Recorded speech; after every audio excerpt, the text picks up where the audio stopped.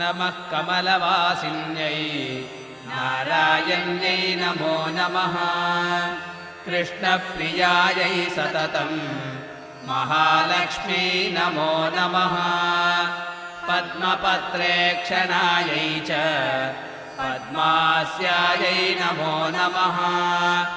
पद्मासनायै पद्मिन्यै वैष्णव्यै च नमो नमः।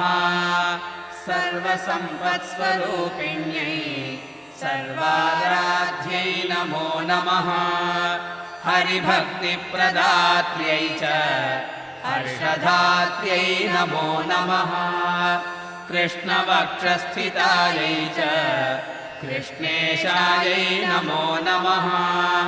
चन्द्रशोभास्वरूपायै रत्नपद्मे च शोभने सम्पद्यधिष्ठा